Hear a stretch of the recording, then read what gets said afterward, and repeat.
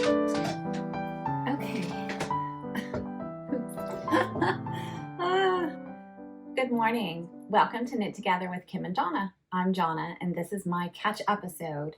I don't know if we officially call them catch episodes, but yeah, so Kim has a catch episode once a month, and I have a catch episode once a month. And then on alternating Fridays, we have a mini-sode, which is usually more topical, talk about knitting, specifically. And then we have our big episode, and those episodes are numbered. And we're about to film episode 18 tomorrow, I believe. I think it's episode 18. And those follow the more typical knitting podcast format, you know, works in progress, finished objects, and things we want to make, and that kind of thing. So, and those are filmed in our local yarn shop, Pick Up Every Stitch in Mount Kisco, New York. But today we're in my home, and I'm sitting by the window, and the dogwood is blooming. Dogwoods are my most favorite tree. They are just so beautiful and lacy, and the one I can see is white. And there's another dogwood out, a new dogwood that Kim gave me last year when Henry passed away. So that one seems to be doing well. Which kind of leads me into all the things I'm going to talk about. The first of which is Henry. And so Henry was our beloved Chihuahua who passed away in August. And, you know, it was hard. And I have a dear friend who made me this bracelet that I wear all the time. And she wrote me this card. And it says, I made this for you after our talk today. I hope it helps to bring you some comfort. A pearl heart to symbolize your love for Henry and the wisdom gained through your experience. 3 beads for you and John and your dad, his everyday companions. 7 beads for every day, and 3 sets of 4 for his 12 years. Amazonite for hope and heart. Yeah. So it was just such a touching gift, and I wear it all the time, and I love that, you know, the different beads represent you know, different aspects of my life and Henry's life. So anyway, don't want to get into the sad story, but I wanted to make some beaded bracelets for Mother's Day. So I got together with my friend, and first I went to the bead shop. So we'll insert some footage, I don't know, either here or at the end of the video. But it's a big bead shop. It's called Bead Everything in White Plains, New York. And, you know, I walk in there, and it's just overwhelming because, I mean, I don't know freshwater pearls from semi-precious stones, from Chinese crystals to colored jade and, you know, seed beads and on and on. Anyway, I just kind of went for size and color first, and, you know, just what I thought was pretty. And I, you know, the beads aren't cheap. The semi-precious stones aren't inexpensive, but I realized that I could take one strand that had many different colors of beads on it and then divide them into groups and make 3 bracelets. So that's exactly what I did. And my daughter, who lives here locally, has always wanted a mama bracelet. So I bought some mama beads, and by mama beads, I mean the alphabet beads, and these are pewter. And I'll have Kim put in a picture, a close-up, so you can see them. But I bought the M's and the A's so I could spell mama, and made mama bracelets. I'm gonna have a sip of coffee. It's still early in the morning here. I woke up and I thought, well, actually I woke up and I was going to cast on the second tie on my Amy Slipover. I finished the first tie last night, and my hand, oh my goodness, my fingers ached casting off. It was 406 stitches I cast off last night before I went to bed. And so this morning I said, I'm going to wake up, I'm going to, you know, get that thing ready to go, which involves a crochet cast on of 100 and some odd stitches, and then picking up stitches, and then another crochet cast on for the remaining stitches for the tie. And it was a marathon. I calculated there are over 6,000 stitches in each tie. So I successfully completed one yesterday. So it's my goal to complete the second one today. So we'll see. Anyway, so, you know, when you wake up, or when you know, have to sit down to do something that, you know, you're kind of, you know, not excited about, you suddenly think, oh, I'll do this instead. This is awesome. I'll just go record my mini sewed, and then I'll cast on later after I go to the gym. So that's what I'm doing. So I got up and you know, got out of my pajamas, still drinking my coffee out of this not very beautiful coffee mug, but I am addicted to hot coffee, so this keeps my coffee hot while I'm talking. So anyway, I hope you have something cozy to drink. And yeah, so let's get back to the bracelets. So I did make a purchase because the first time I went to this beads shop, I went with my friend and I didn't buy anything because it was just overwhelming. I didn't want to buy things that didn't go together. You know, it's kind of letting my my brain, my critical brain tell me, oh no, that won't go with that. Don't do that. And you don't know what you're doing and blah, blah, blah. So this time I thought, well, I need to make a choice. I'm on a little bit of a time crunch because Mother's Day in the United States is coming up in May, and just make a decision. So I did. And I bought a strand of Amazonite, which had all different kinds of blues and pinks and some kind of earth tone colors. And then I bought some jade. I think it's dyed jade, I want to say. And then some little Chinese crystal beads. And then these pewter letters. And then I ended up buying some, I bought some freshwater pearls. And I think these were the ones that the holes were so small that we had to go down. So these are stretchy bracelets. We had to go down a size on the elastic cord. So yeah, this is the one I made for my daughter who lives in Texas, and she has 3 children. So I did sets of 3 beads all the way around, and then a bead for her and her husband right here.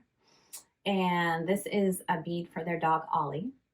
And then these beads, which are really, they were the oddballs of the strand, but they're building a new home in Texas, and I thought this one kind of looked like the Texas red dirt, and then I put the black one in.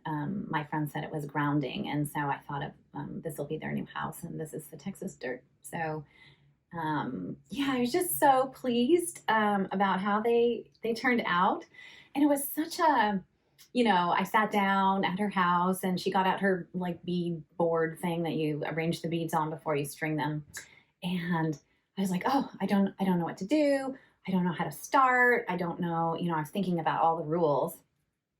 And, we discussed it a little bit and talked about, well, think about the person that you're making this for, and what's important to them, and what do you know about them. And I just thought, well, you can't really make any mistakes because you're not actually stringing them on a string yet. So I just kind of played, and it was just the most relaxing, easy, thoughtful, and I know people use the word meditative a lot, but it really was. It was a time that I spent really thinking about that person as I placed each bead, and the meaningful, the most important things about their life. And I don't know, it was just a really fun experience.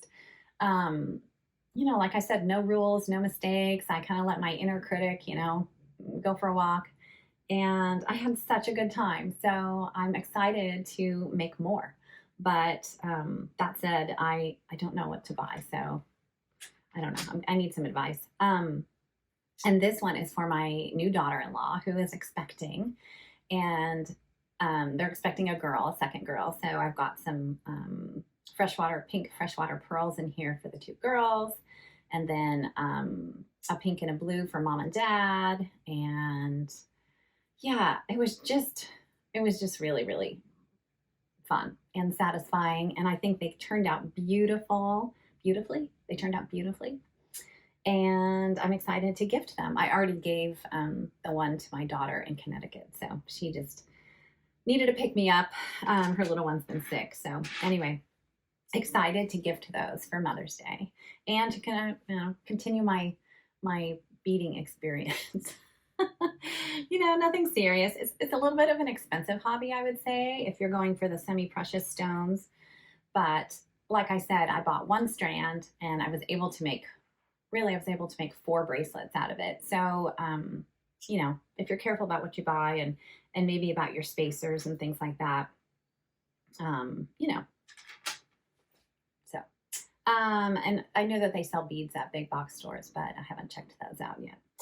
So let's see, what else did I want to talk about? So we had Easter here in the United States, and it was wonderful. I got to play the Easter Bunny and hide the Easter eggs, and it was a beautiful spring day, sunny, and you know, usually I kind of go crazy with holiday meals, but I didn't this time. I really toned it down. We had a pork loin with a mustard sauce that was delicious. That took, I don't know, 20 minutes to make. Easy pan sauce, and a New York Times recipe for scalloped potatoes that were delicious, and, you know, never mind the heavy cream. And roasted asparagus that I just did in the oven, and then I made a carrot cake. That was.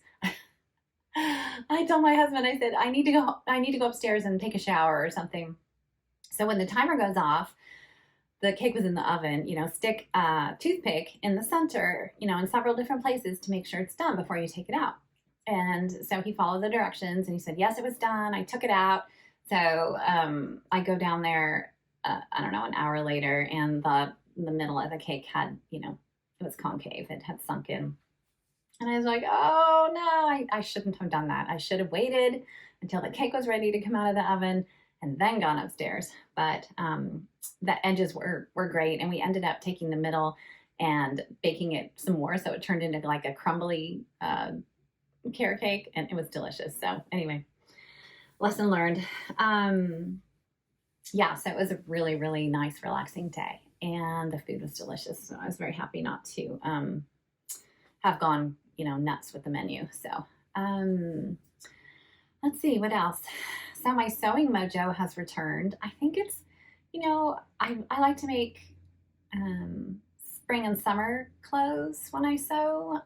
I don't often make winter clothes like coats, and, you know, I have some wool in my stash, but it just doesn't excite me the way a dress or a skirt or a blouse does. So yeah, my sewing mojo is back, and I'm definitely going to cut out the Pietra pants. I have fabric already from Blackbird Fabrics.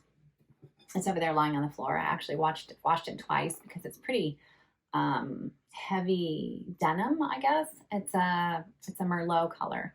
That is what the description said. So it's like a wine colored, I guess. And I'm excited to have some pants that aren't jeans. So and to get out my linen skirts and things. So anyway, my sewing mojo is back. I'm excited to do that. I don't know how that's going to work with the dog.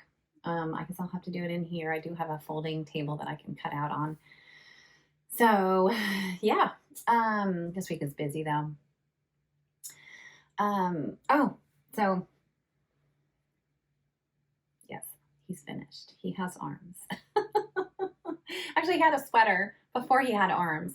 So I figured once I made the sweater, I had to make the arms. And fortunately for me, I was invited to a frog along with Kim and Kate from the Knitting Posse. So we went over to Kim's house, and she has a beautiful sunroom. Just, you know, it was actually pouring rain on the way over there. But then it cleared up, and we all sat down she has like an L-shaped sofa up against the windows, and Kate of the Knitting Posse is actually teaching a class on how to make the frogs.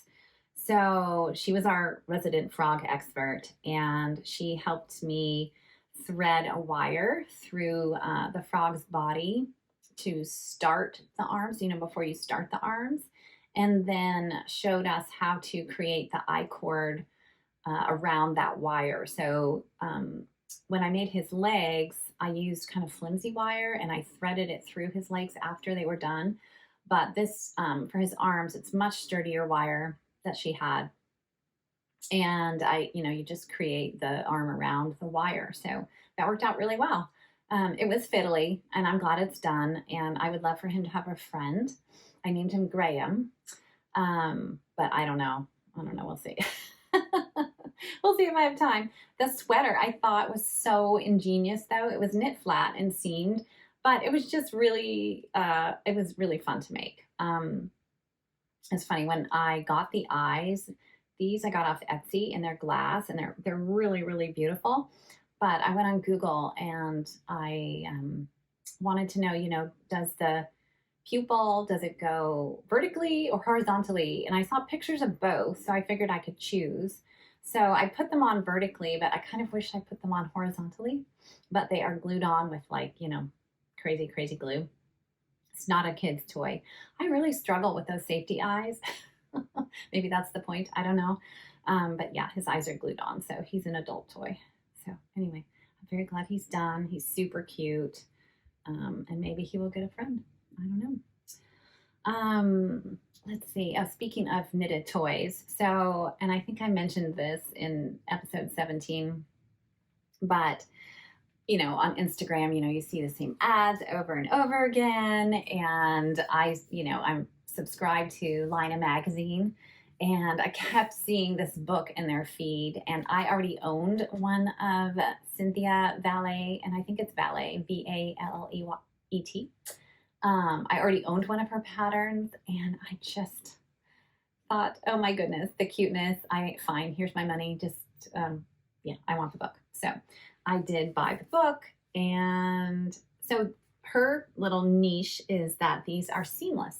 So you start at the tip of the nose, and, there's no joining of limbs later on. So it's all knit in one piece. So yeah, I am excited to pick out some yarn and choose a critter. I don't know, it's pretty tough to choose, but Moosh himself, who is the bear, has, oh my goodness, the cutest pajamas. Yeah, so he might come first. So anyway, I'm excited. This is a beautiful, absolutely beautiful book. I'm so glad I got it. Yeah. So anyway, let's see. Oh, I have been working in the garden. I guess a week or so ago. We cleared out the beds, we composted them, put in some manure, and I bought some metal, like bunny fencing, or I guess it's dog fencing, but it's it has stakes on it, so you put it in the ground, in the dirt around the raised bed, so it elevates the raised bed about another 18 inches or 2 feet even, and it's a chipmunk could easily get through it, but not the groundhog and not Teddy, because he loves to jump into the beds and jump from bed to bed and dig in the beds. So I thought, if I'm going to have a garden this year, I need to get the fencing. And we decided not to turn on our little electric fence that we use for the rodents, because we didn't want Teddy to be afraid to go outside. So, and it makes me nervous anyway, because every time my grandson comes over, I'm like, turn off the fence. So it just reduces my stress level to have the metal fence instead of the electric one. So the weekend before that, we went to the farmer's market, and one of the vegetable farmers had plants for sale. So I bought some Swiss chard, some lettuce, some spinach, a couple of herbs. I think I need to find some tarragon though. I have cilantro, parsley, sage, rosemary, thyme. Isn't that a song? What else? I can't remember. Anyway, I'd like some tarragon, so I'm on the lookout for that.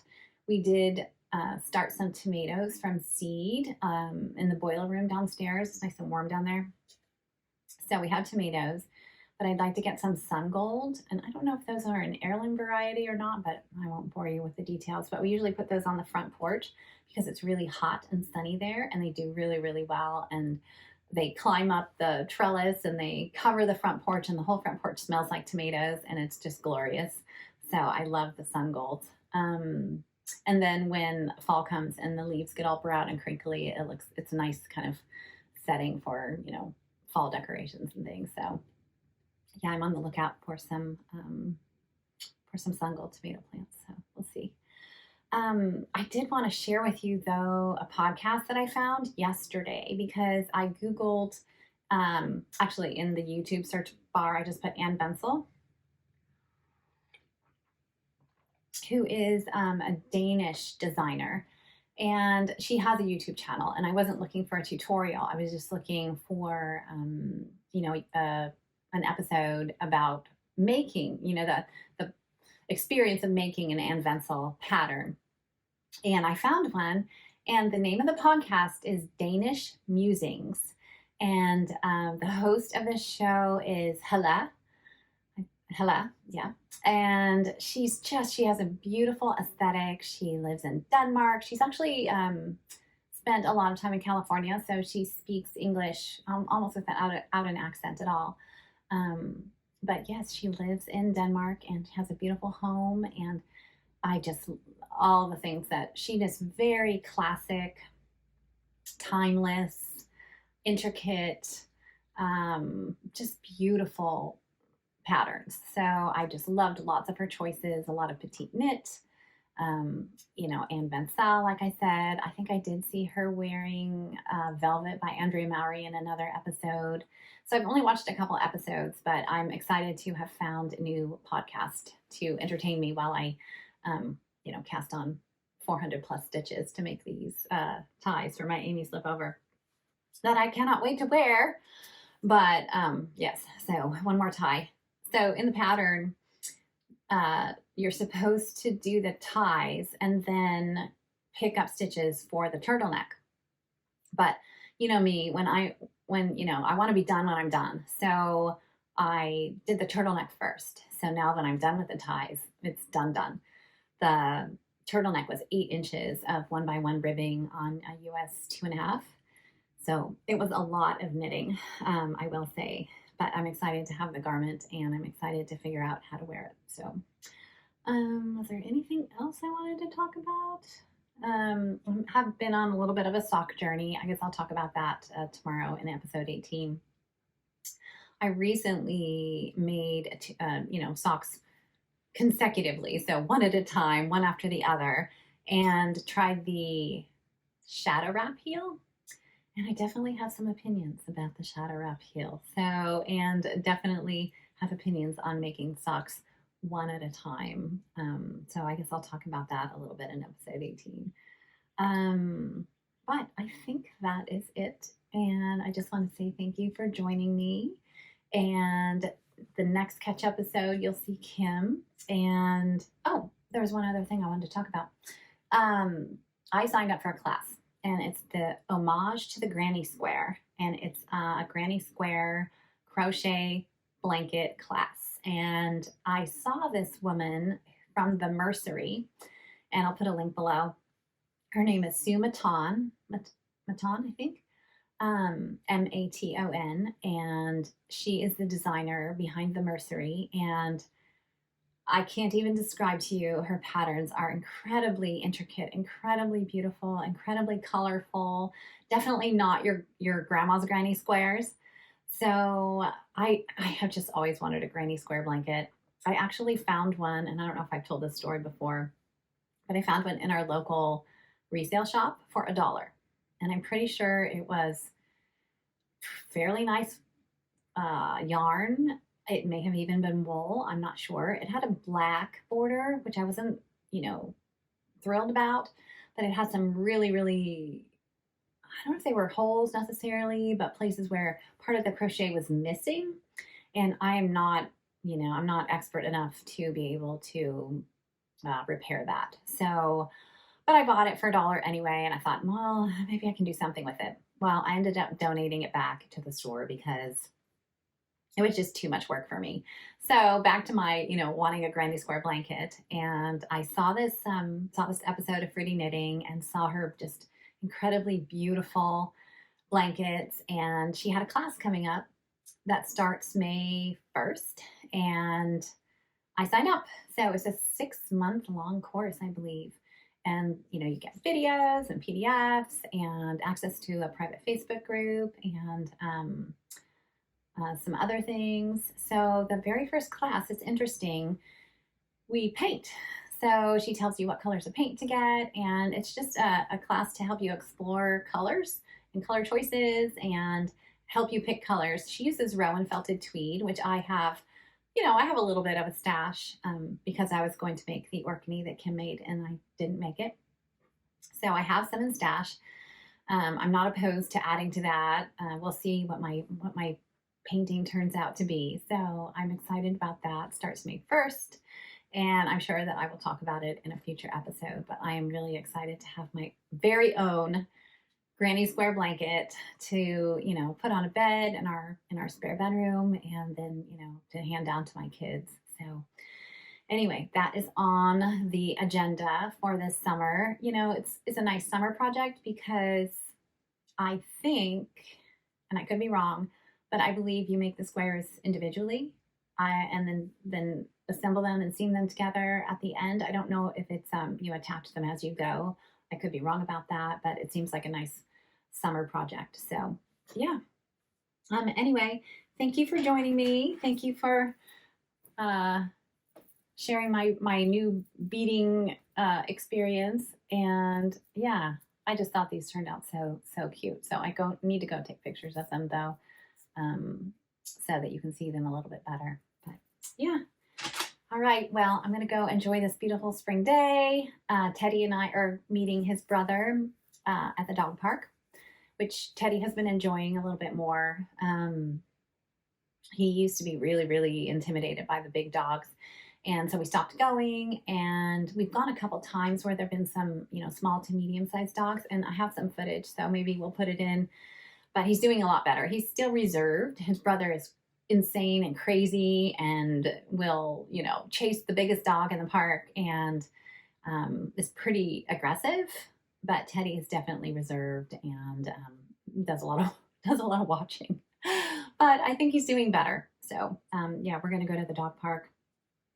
And then I'm going to finish the last tie on my Amy Slipover. So that's what I'll be doing the rest of the day. So I hope you are having a wonderful day. And yeah, and if your day hasn't started, I hope you have a wonderful one. And I will see you next time. Bye.